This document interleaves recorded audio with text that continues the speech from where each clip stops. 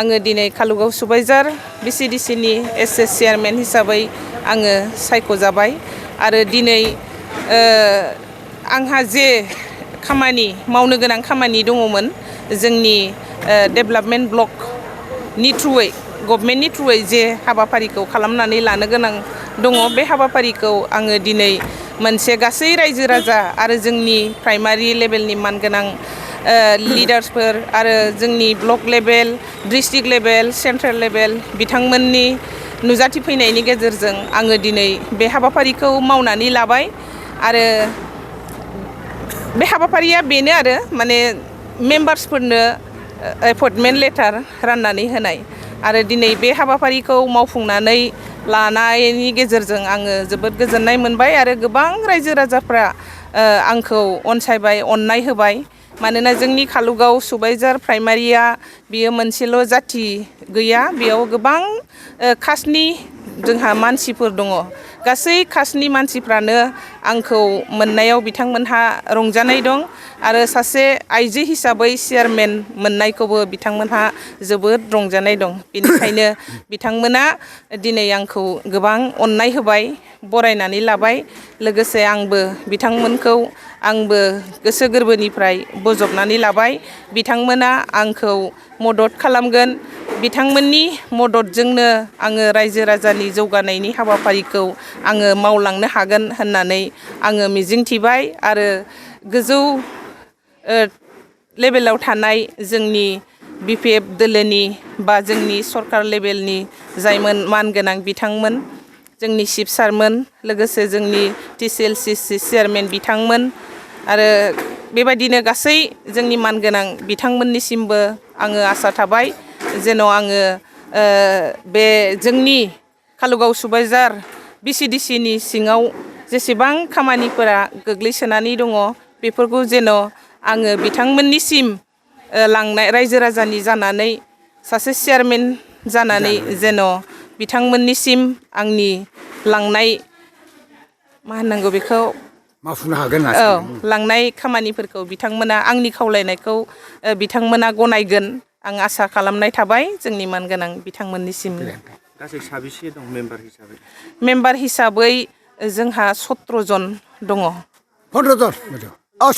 जन माने डाबल दङ नालाय बेनिखायनो गासै 17 जन आरो चेयारमेनजों लोगोसे 18 जन दा दिनै जोबोद गोजोननाय मोनदों देबरगाव ब्लकनि सिङाव कालुगाव सुबाइझार बिजिडिसिनि सिङाव दिनै बिजिडिसिनि चेयारमेन आरो सोद्रोमाफोरनि एपइन्टमेन्ट लेटारखौ बिथांमोना रानदों आरो दिनै समायखिरा लागोन आं बिनिखायनो गोजोनदों जे दिनै बेवहाय सासे आइजोखौ बिजिडिसिनि चेयारमेन होनाय जादों सम्भाबती नार्जारी बिथाङा चेयारमेन सायख'जाबाय बिथांनिसिम आङो गोसो गोरबोनिफ्राय बरायनाय थाबाय आरो जेसेबां सोद्रोमाफोर दङ बेवहाय 7सा आइजोफोरबो दङ होननानै आं मिथिदों मेम्बार हिसाबै दा बिथांमोनहा सम्भाबती नार्जारी बिथांनि दैदेननायाव बिजिडिसिनि जौगाखांनाय खामानिखौ मावगोन सरकारनि आरो बिपिएफ दोलोनि मान मर्यादाखौ लाखिनानै मावलांगोन आंहा फोथायनाय दङ बेनिखायनो आं दिनै आंनि बिबुंथियाव बुंदों जे थांनाय बोसोरबायाव प्रमद बर' दैदेननाय इउपिपिएल सरकारा जेसेबां गामियारि ओनसोलाव जेसेबां आसनिफोर फैदोंमोन बिथांमोनहा मानसि सायख' दोलो सायख' बिथांमोनहा आसनिफोरखौ होदोंमोन बिथांमोनहा सेल्फ हेल्प ग्रुपफोरनो 75,000 होननायखौबो होनो हायाखै बोसोरबा बारलांदों होनो हायाखै अरुणोदय आसनि सासे सानैनो होदों नाथाय बिथांमोना एखेबारे दोलो सायख'नानै अन्याय भाबैनो जायफोर मोनथावना बिथांमोननोबो होआखै बिथांमोना अरुणोदय फर्म होनायनि नामाव 500 खायसे जायगायाव रोजासेबो फैसा खांनायखौ जों मिथिगौ आरो बियो आइजोफोरनि सायाव आरो गरिब मानसिफोरनि सायाव अन्याय खालामनाय जादों बिथांमोनहा जेसेबां बिपिएफ सरकारनि समाव पिएमएवाइ न'फोर फैदोंमोन बेखौबो बिथांमोनहा लुफुंजोबनानै होआखै आरो जायनि नामाव फैदोंमोन दोलोखौ बासिनानै नामफोरखौ दाननानै होनायखौ जोंहा रोखा रेकर्ड दङ ओंखायनो जों खावलायदों जों बिपिएफआ अरायबो जोंनि बिपिएफनि हाग्रामा महिलारिनि गुबै थांखियानो जाहैबाय खौसेथि सान्थि आरो जौगाखांनाय जेराव खौसेथि दं बेवहाय सान्थिया फैगोन जेराव सान्थि दं बेवहाय जौगाखांनाया फैगोन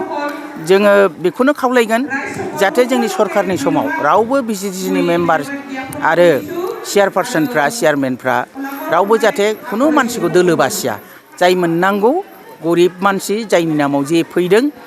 मुथासे खुन्दुंबाबो गांसे कम्बलबाबो जाहाथे बिथांमोनहा मोननो हायो बेखौनो खावलायनाय थाबाय जोङो खुनु दोलोखौ बासिनाय नङा जोङो दा सेल्फ हेल्प ग्रुपफोरनो गासै मोनसे ब्लकआव 833 नाम्बार सेल्फ हेल्प ग्रुपखौ जों सायख'बाय जों बहायबो खुनु पार्टिखौ बासियाखै इभिन इउपिपिएलनि जाय बिथांमोनहा दङ गावसोरजों थाफानाय सेल्फ हेल्प ग्रुपफोरखौ बिथांमोनहा बोखांनानैसो लांफिनलायदों दा बिथांमोननि गोसो नाथाय जों खुनु दोलोखौ बासियाखै आरो बासिनाय नङा बिदिनो मोजां खामानिखौ जालांगोन आंहा फोथायनाय दङ। बाख्नायथाव जिहेतु बिपिएफ दोलोआ आइजोफोरखौबो खामानि मावनो सुबिदा होनायखौ नुदों बे बिथिङाव माबाफोर बुंनांगौ दङ? जोबोद माने गोग्गाथाव दिनै बिपिएफ दोलोआ हाग्रामा महिलारि बिथाङा आइजोफोरनि थाखाय माखासे सुजुग सुबिदा आइजोफोरनि दाराय बिजिटिसि लेभेलनिफ्रायनो जाहाथे आइजोफ्राबो बाहागो मोनो खामानि मावनो स्कप मोनो बेनि थाखाय 50% बिजिटिसिनि चेयारमेन आरो मेम्बारफोरखौ होनाय जादोंमोन बेखौ पलिसि मेकिं बडियाव गुवारैनो सावरायलायनानै गनायथि होनानै जों बेखौ इस्ताहारावबो दैखांनाय जादोंमोन दा बिदि हिसाबै गुबुन ब्लकफ्राव माने मोजाङैनो आइजोफोरनो 50% हिसाबै लानानै फैनायखौ रोखा जोंहा मोनसे माबा दङ रिपर्ट दङ नाथाय देबरगाव ब्लक हिसाबै दुखुनांथाव जादों माने देबरगाव ब्लकआव आइजोफोरनो बे रोखोमनि होनाय जायाखिसै बे जोबोद दुखुनांथाव आरो आं फोथायो उनहालागै बियो सिजिल जालांगोन दा देबरगाव ब्लक हिसाबै खालि सानैल' आइजोनो बिजिटिसिनि चेयारमेन हिसाबै होनाय जादों नाथाय उनाव सिजिल जाखांनायनि उनाव सरकारि भाबै निस्सय मोनसे नटिफिकेसननि गेजेरजों बबेबा प्राइमारिखौ बबेबा बिजिटिसिखौ आइजो खथा बानायना हरनाय जागोन अब्ला निस्सय सोलाय सोल' जाफिनगोन मानो होनोबा जों जे कमिटमेन्टखौ होदों हाग्रामा महिलारिया जे बाथ्राखौ बुङो बेखौ लाखियो दा पाब्लिकनि आरो जोंनि पार्टि वार्कार्सफोरखौ डिसिप्लिनाव लाखिनो थाखाय हयथ' देबरगाव ब्लक हिसाबै गनायथ'नाय जादों नाथाय इयुनाव मावनाय समाव निस्सय माने सम लानानै दा नङा थाबै नङा सम लानानै सोलाय सोल'आथ' जाखायो सोलाय सोल' जागोन होनना फोथायदों आरो आइजोफोरनि खथा जे डिक्लेयार होनाय जादों बे फिलाप जागोन आंहा बेखौ फोथायनाय दङ। मानिगाव गोबां जेंना जेंसिखौ नुनो मोनदों जिहेतु चेयारमेननि बेलायाव आइजोखौ नाङामोन होननानै बिथांमोना माखासे उदाहरन होनायखौ बिथिङाव बुंहरनांगौ दं नामा? औ मिडियानि गेजेरजों औ आं दिनै जोबोद मोजां प्रश्नखौनो सोंदों आं दिनै गासैबो बिटिसि बासि साफ्रोमबो जोंनि ब्लकनि 40टा समस्तिनि गेजेराव आइजोफोरखौ 50% होनायाव आइजोफोरखौ नाङा होनलायनानै नेवसिलायनायखौ जों नुदों आइजोफ्रा जेबो राङा आइजोफोरजों जेबो जाया होननानै बुंलायनायखौ नाथाय बे जोंनि थाखाय जोबोद आनफर्चुनेट दुखुनांथाव बिदि जालायनो नाङा आगयफ्रावथ' जों नुदों जे बिजिटिसिखौ सोरबा चेयारमेन जानोबा